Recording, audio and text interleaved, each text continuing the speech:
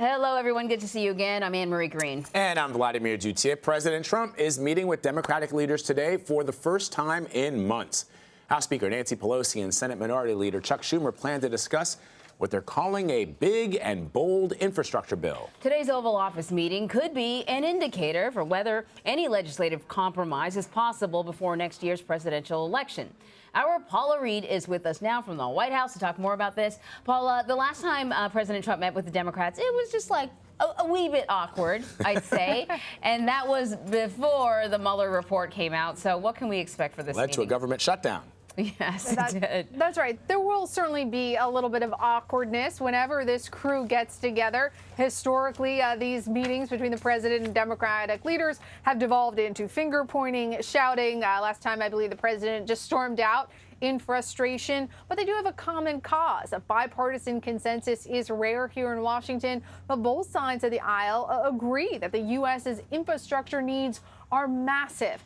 But there are questions about how much they'll be able to actually get done today, because Democrats say they're coming to the White House to hear the president's ideas. But I've spoken with several administration officials who all make it clear they're not bringing any ideas to the table. They're not committed to any funding mechanisms or any specific proposals. They just want to hear what Congress has to say. And what's interesting is in a letter to the president yesterday, Democratic leaders Nancy Pelosi, Chuck Schumer, they came armed with some specifics, but the specifics seem almost designed to derail these talks before they even start. They're saying that any infrastructure deal would have to have a heavy emphasis on climate change and also labor protections. So the issue at hand, Paula, is infrastructure. Is bipartisanship possible there? I mean, that's the question a lot of people are going to be looking for, because there are a lot of things in this country, both at the state and the federal level, that need to be fixed. Absolutely. Look, I think what we're going to get out of this meeting today is a signal about whether or not it is possible to get anything done in Washington in the next 18 months. Because if they can't make any progress on this issue, on infrastructure, then it's unlikely they're going to be able to make any progress on anything. The White House also expects they may discuss immigration. For example, there is no realistic expectation they're going to come to an agreement on that.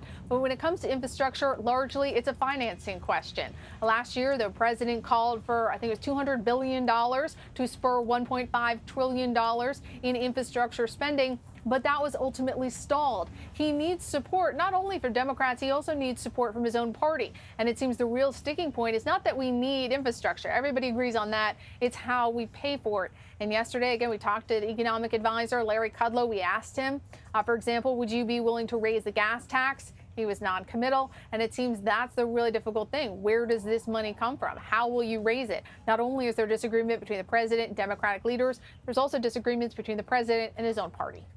Let's turn to immigration. We know that the president signed, I think, a memorandum calling for some policy changes when it comes to immigration. And these are policy changes that would not just impact people who are crossing the border illegally. We're talking about people who are asylum seekers legally here. Specifically, this is focused on people who come here illegally and then are trying to seek asylum. The administration has made it clear they want to make it much harder and much less attractive to come here and seek asylum. Now, here in this memo last night, the president has added a fee for asylum applications. He is also trying to make it harder for people to work. Once they get here and they're waiting for their asylum claim to be processed, an administration official previously told me he believes that'll turn off a, quote, magnet to come here to the U.S. The president is also trying to put a 180-day limit on how long it takes to process these asylum claims.